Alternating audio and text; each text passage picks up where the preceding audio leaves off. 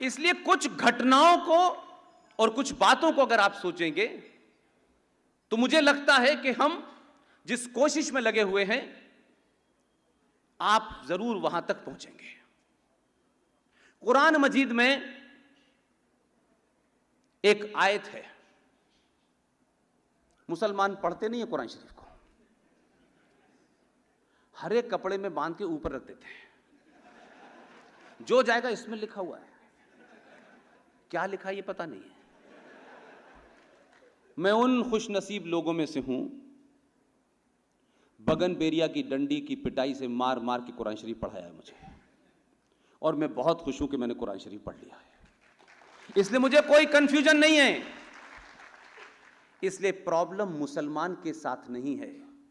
हमारे देश में ज्यादातर लोग बात सुनी सुनाई बातें करते हैं, बिना पढ़े करते हैं, और कभी कभी अपने आप को ज्ञानी बताने के लिए कहते हैं मैंने पूरा कुरान शरीफ पढ़ा है। उर्दू का नुक्ता पता नहीं है कि नीचे लगेगा तो खुदा होगा और ऊपर लगेगा तो जुदा होगा, ये तो पता नहीं है, लेकिन कुरान शरीफ पढ़ लिया इसका दावा सब करते हैं। गीता नहीं पढ़ी, रामायण नहीं पढ़ी, लेकिन कुरान शरीफ पढ़ लिया, क्योंकि ये फैशन है कि मैंने कुरान शरीफ पढ़ा है। और आपकी इस मूर्खता को, हमारे समाज की इस मूर्खता के चक्कर में आपको शायरी करने वाला उर्दू में गाली दे रहा है और आप ताली बजा रहे हैं, इसलिए कि हम हमेशा ऐसा दिखना चाहते हैं जो सबसे अलग हो, और ये अच्छा दिखने और पॉलिटिकली करेक्ट होने की वजह से आप अपनी सही बात नहीं कह पाते। एक शायर है, वो अल्लाह को प्यारा हो गया। मैं ये इसलिए कह रहा हूं कि आपके प्रदेश की राजधानी में बड़े मुशायरे होते, इसलिए जब वो ये कहता था तो मैं बचपन से लेकर अब तक ये सोचता था कि इस पे ये ताली क्यों बजा रहे हैं, और ऐसे कहते वाह वाह क्या बात की आपने। ये कोई ऐसे है कि मैं तुम्हें 50 जूते मारूंगा, वाह वाह क्या बात कही आपने। अरे 50 क्यों, 55 क्यों नहीं मार रहे आप। वो पास के इंदौर शहर का था, माशाल्लाह काफी खूबसूरत भी था,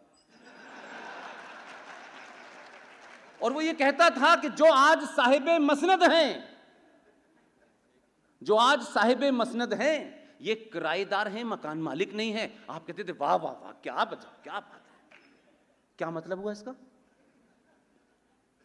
तो मैं जब बहुत सारे लोगों से पूछता था यार कि तुमने ये ताली बजाई है, तो वो कहते थे यार मसनद का क्या मतलब है। मैंने कहा तुम्हें अभी अलिफ का पता नहीं है और जे तक तो पहुंच गए हो तुम। मसनद एक गोल तकिया होता है जिसे गांव तकिया कहते हैं। पुराने जमाने में मेज कुर्सी पे सत्ताएं नहीं चलती थी, गद्दों पे चलती थी वो तकिया। बाद में नेहरू जी काफी समय तक उसका सहारा लेते थे, काफी जगह सहारा लिया उसका।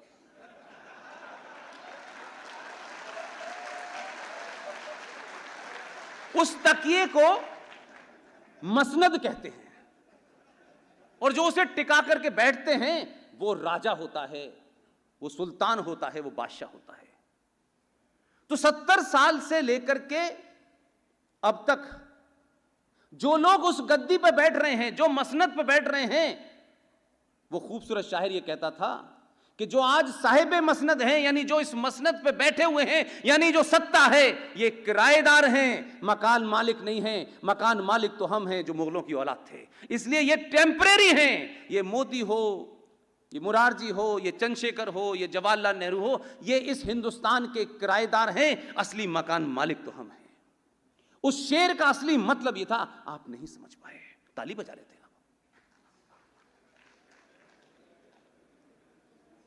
ये बात अलग है कि किराएदार अब मकान मालिक हो गया है।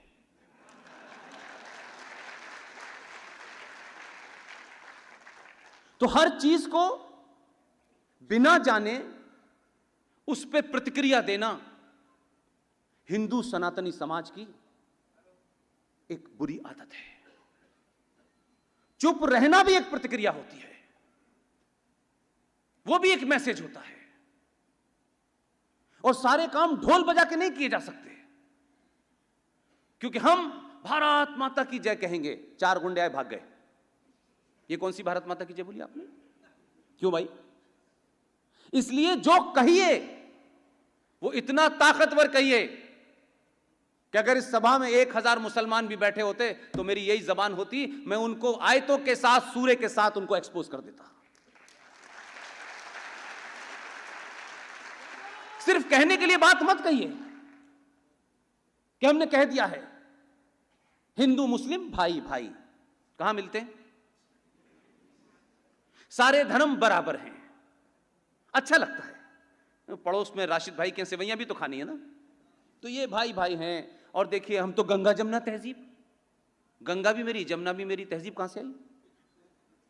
हम किसी बात को 2 बार कम से कम बोले तो पता तो चले कि हम कह क्या रहे हैं, हम कहना क्या चाहते हैं यार। सारे धर्म शांति का पैगाम देते हैं, रटे हुए हैं, सुबह शाम यही कह रहे हैं। सिंह साहब ने थोड़ी उसकी तरफ इशारा किया, मैं उसको बिल्कुल ओपन कर देता हूं, क्योंकि मेरी जबान में बीच का कोई रास्ता नहीं है।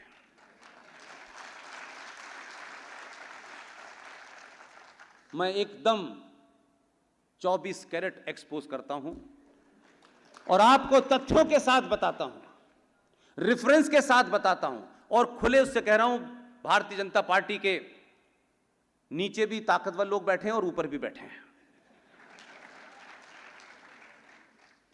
इसलिए कि राजनीतिक सत्ता की मजबूरियां होती हैं।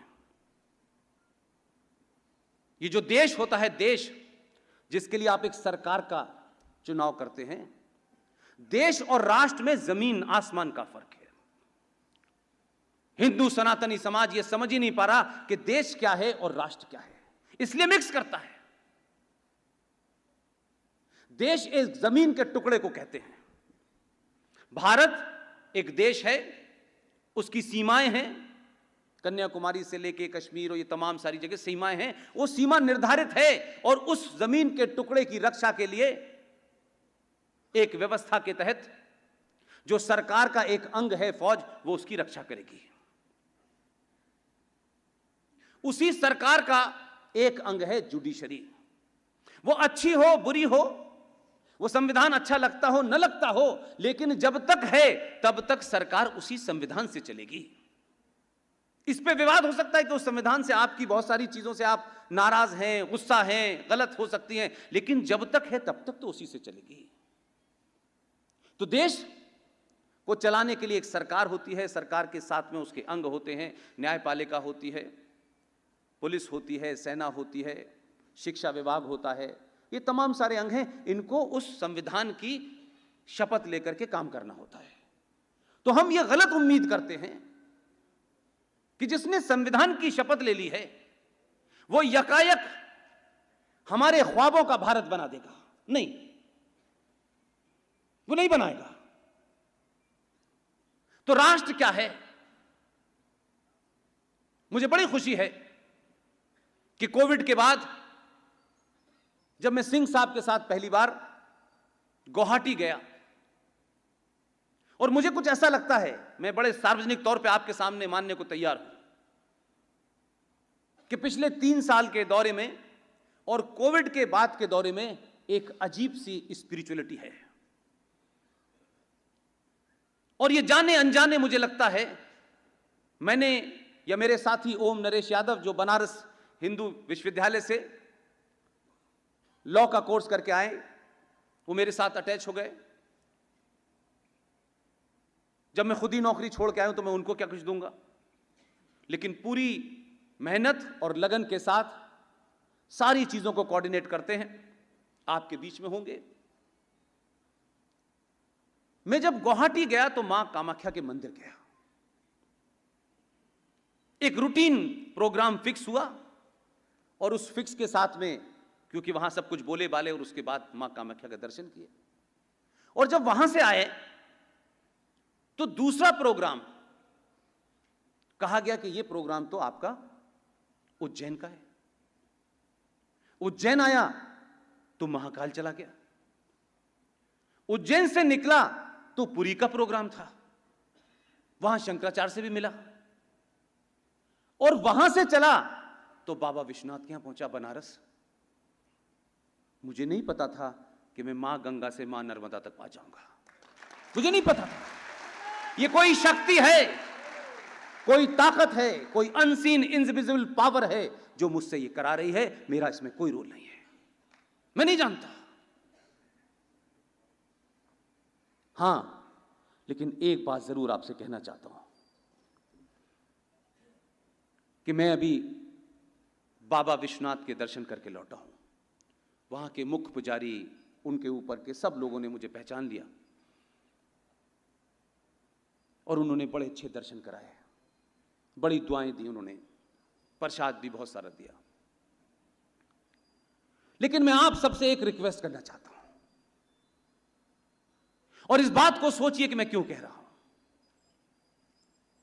इसलिए कि जब ये दीप प्रज्वलित किए जा रहे थे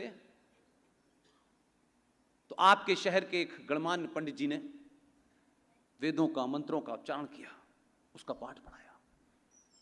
यह घटना बनारस में भी पहली बार हुई है।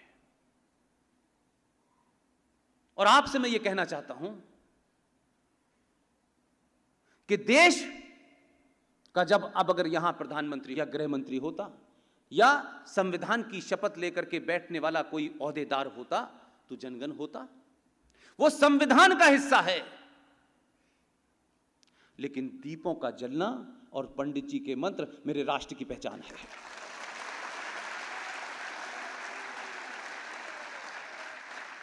इसलिए आज से एक गांठ बांध लीजिए। मुझे ये बनारस से लाइन मिली और बनारस में इस बात को मैं आया और दिल्ली आकर के मैं बहुत देर तक सोचता रहा कि इस देश का प्रधानमंत्री या सत्ता के शीर्ष का कोई भी आदमी हो, सरकारी फंक्शन हो और हर सरकारी फंक्शन के अंदर दीपों को प्रज्वलित किया जाता है। जानबूझ करके पूरे देश में खामोशी से एक काम करिएगा। सरकारी फंक्शन में प्रधानमंत्री का जनगण होगा, वंदे मातरम होगा, उस पर आप खड़े होइए, बैठिए, वो एक आपका संवैधानिक जिम्मेदारी है। लेकिन धीरे से जब इनको आप दियों को जागृत करें, उसी वक्त उस शहर का ख्याति प्राप्त अच्छे उच्चारण में, प्रोनाउंसिएशन में, तलफ्फुज में आप मंत्रों का पाठ भी शुरू कर दीजिए। क्योंकि जब दीप जलेंगे तो कहिए कि दीपों के जलने के साथ ही मंत्रों का उच्चारण आवश्यक है। यह सनातन की संस्कृति है। ये दीप जलेंगे और मंत्रों का उच्चारण नहीं होगा तो ये अधूरी पूजा है। इसको एक जामा पहना दीजिए और अगली बार से देखिएगा कि हर संवैधानिक फंक्शन के अंदर दीप भी जलेंगे, मंत्रों का उच्चारण भी होगा, वातावरण साफ हो जाएगा और छोटे भाई का पजामा बड़े भाई का पहनने वाले पिछले दरवाजे से बाहर चले जाएंगे। कुछ नहीं करना है आपको। छोटी छोटी बातों से कैसे लोगों को पता चलता है। और शायद यही वजह है, यही वजह है कि आपके आदमी ने, मैंने कल भी यह बात बोली और यह बात मैं इसलिए रिपीट करता हूं कि चीजों को देखिए। आप सनातनी हैं होने का एहसास भी कीजिए कि हम क्यों हैं, क्यों दुनिया आज भी यह कहती है, पूरा यूरोप कहता है, पूरा विश्व एक ही बात बार बार आपसे कह रहा है। जो यहां से आपका ज्ञान ले गए, संस्कृत में ले गए, इंग्लिश में ट्रांसलेशन करके आपसे कह रहे हैं ऑर्गेनिक फूड खाना चाहिए। हमने अपनी गैर जिम्मेदाराना हरकतों से अपनी इतनी महान सभ्यता को बौना समझ लिया और बौनों को हम महान समझ बैठे हैं। लिहाजा आपका प्रधानमंत्री शपथ लेके बैठा है। हम में से तो किसी ने किसी चीज की शपथ नहीं ली है यार। हम घर से निकलते वक्त अपने आप को इतना पॉलिटिकली करेक्ट रखना क्यों चाहते हैं? नहीं नहीं नहीं नहीं नहीं नहीं, ये नहीं कहना है, नहीं नहीं, उससे वो नाराज हो जाएगा। सच बोलने से दुनिया नाराज होती है और मैं अकेला खड़ा रह जाऊंगा तब भी यही बोलूंगा, कोई फर्क नहीं पड़ता है। हम ना किसी पार्टी के हैं, ना किसी संगठन के हैं, ना आपको एक कप चाय पिला सकते हैं।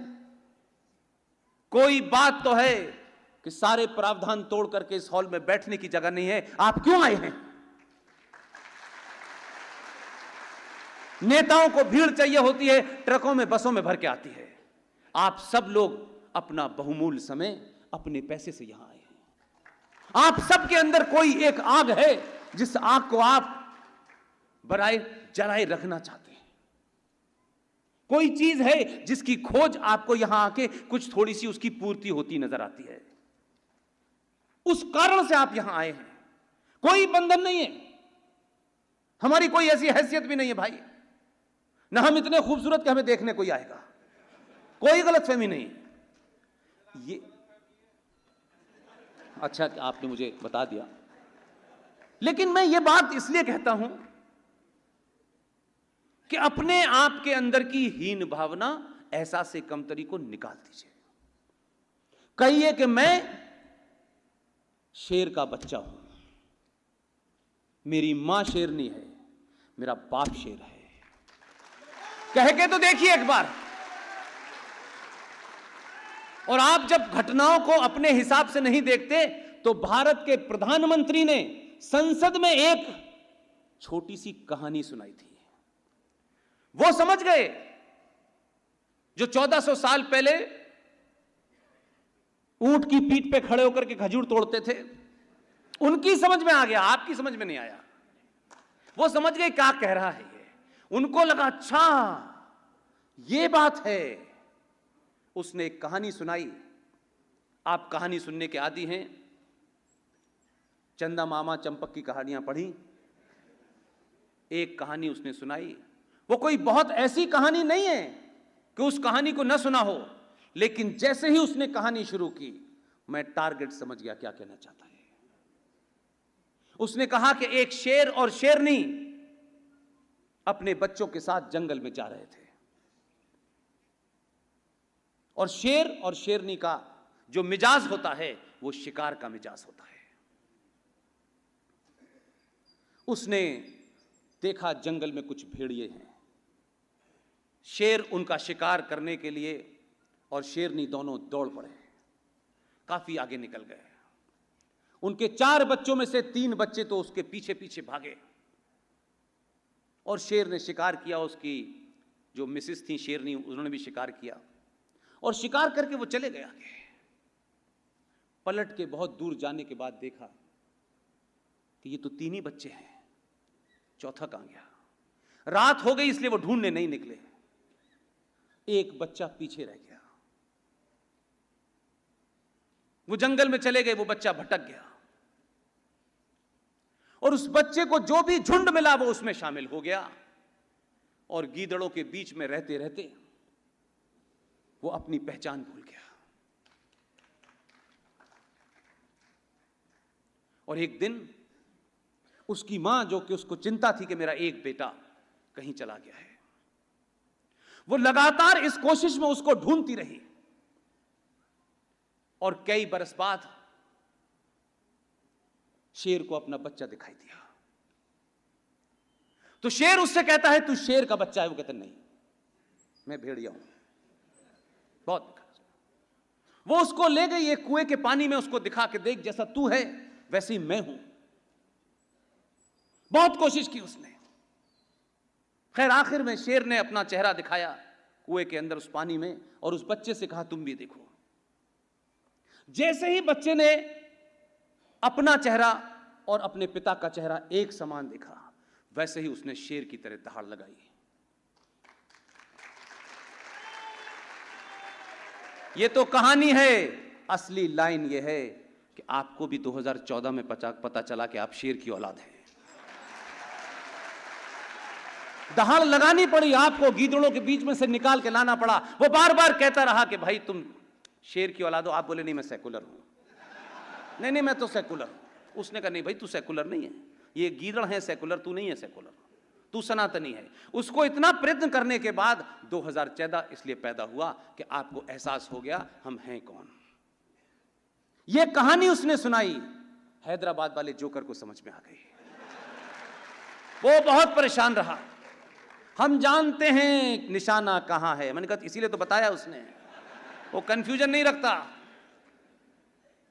तो आपको देश का प्रधानमंत्री जो संविधान से शपथ लेके आया हो, जिसके ऊपर इतना सारा इंटरनल और एक्सटर्नल दबाव हो, अगर उसने उसके बीच में से रास्ता निकाल लिया तो न हमारे ऊपर कोई दबाव है, न हम किसी के लिए जवाबदेह हैं। हम सिर्फ सनातन के लिए जवाबदेह हैं। एक नहीं 1000 रास्ते आप निकाल सकते हैं। और वहां से चला और यह काम उसने लगातार किया। लेकिन जो समाज हजारों साल से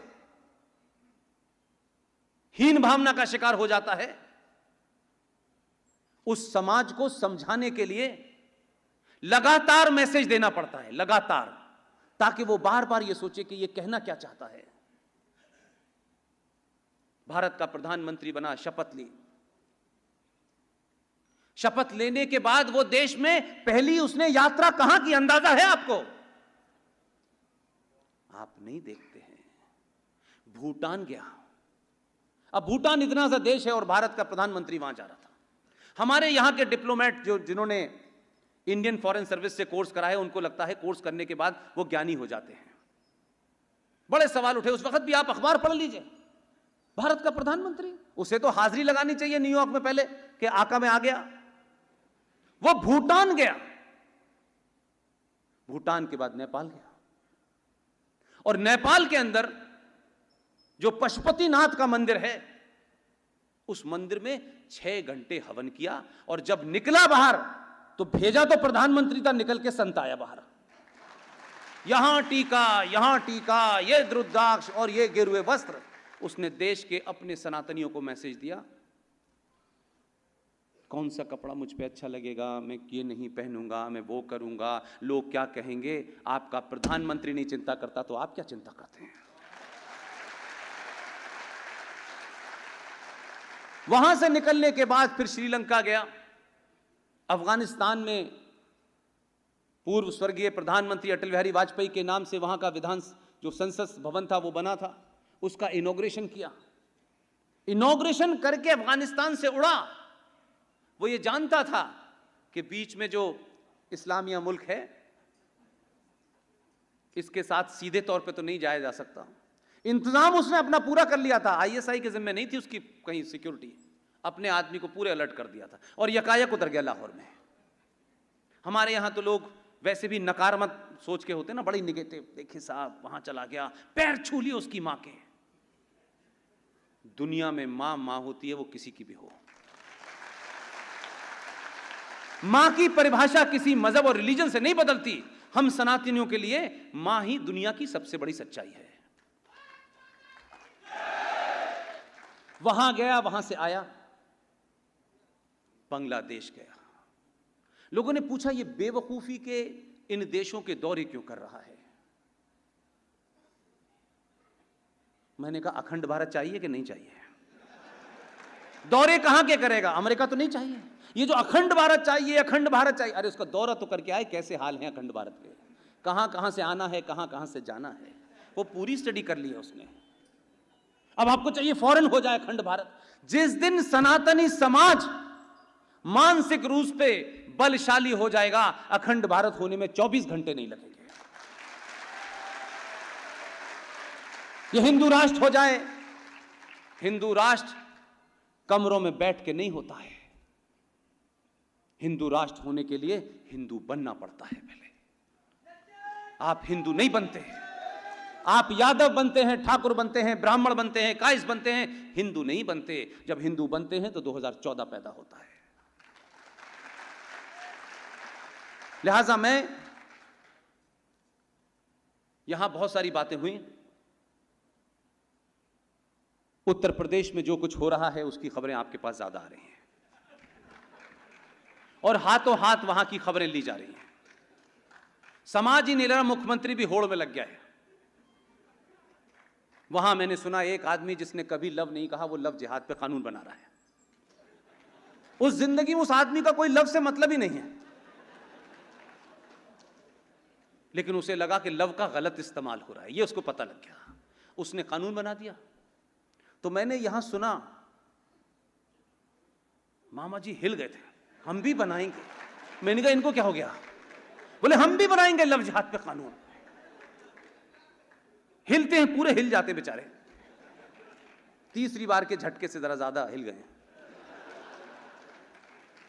लेकिन मैं उनकी तारीफ इसलिए करता हूं कि 2007 में वो पहला शख्स था जिसने गीता को राष्ट्रीय ग्रंथ घोषित किया। मैं उनकी तारीफ इसलिए करता हूं। बाकी जिंदगी में वो क्या फैसले लेते हैं नहीं लेते मुझे उसमें इंटरेस्ट नहीं है, लेकिन आपके सामने एक बात रखना चाहता हूं मैं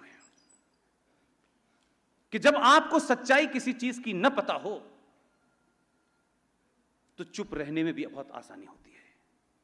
आजाद भारत में जब उत्तर प्रदेश के अंदर योगी आदित्यनाथ ने जब लव जिहाद का कानून बनाया तो बड़ा विरोध हो रहा था। ये कट्टरवादी लोग, ये मोहब्बत के खिलाफ लोग, ये क्या जाने, इन सन्यासियों को क्या पता है मोहब्बत क्या होती है। मैंने कहा नेहरू जी से पूछ लो, वही बताएंगे। लेकिन कमाल की बात है, ये तथ्यों पे आधारित एक बात है, इसलिए मैं आपके सामने इसलिए शेयर कर रहा हूं कि इस कमरे से, इस हॉल से जब भी बाहर जाएं, मैं जो भी कुछ कहूं उसे आप YouTube पे जाएं, आप गूगल पे जाएं और वहां जाके सर्च करें कि यह आदमी हर बार कोई ऐसी बात कह जाता है जिसको हमें एक बार फिर दोबारा से रीचेक करना चाहिए। और अगर सही हो तो जोर जोर से बताएं, आपके मुख्यमंत्री को यह कहने की जरूरत ही नहीं पड़ेगी। आजाद भारत के अंदर एक लव जिहाद की घटना घटी और लव जिहाद की घटना एक ऐसे भाई के साथ घटी जिसके नाम के आगे पंडित था और उसकी बहन की नाम के पीछे पंडित था। भाई का नाम था पंडित जवाहरलाल नेहरू और बहन का नाम था विजय लक्ष्मी पंडित। अद्भुत खानदान था, एक के आगे पंडित, पीछे के दूसरे के पंडित। कहां के पंडित थे ये पंडित भी नहीं बता पा रहे बेचारे। खैर ये उनका निजी मामला है, मैं इस पर दखल नहीं देना चाहता।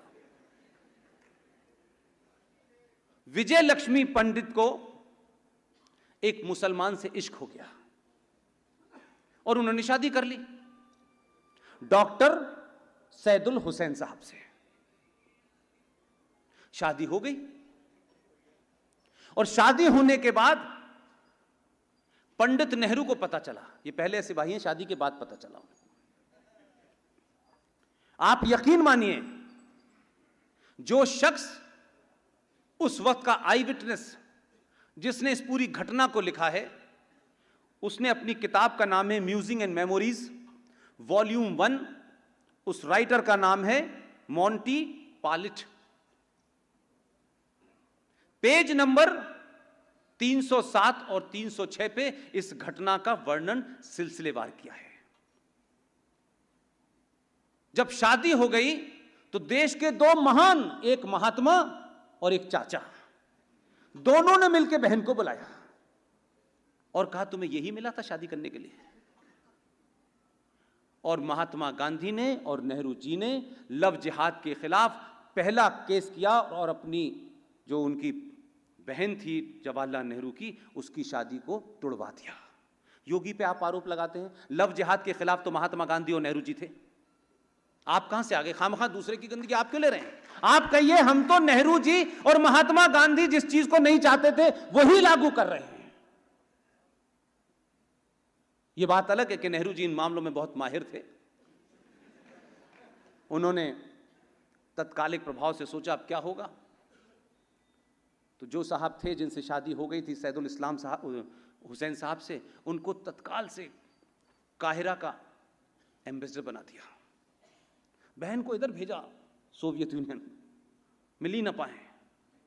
तो राइटर ने अपनी किताब में बहुत एक खूबसूरत वर्ड लिखा है, क्योंकि उनकी हुसैन साहब से जब बात हुई तो हुसैन साहब ने सारी बात बताई और उसके बाद उन्होंने कहा कि I met a person who was ex husband of Vijaya Lakshmi Pandit and permanent boyfriend of.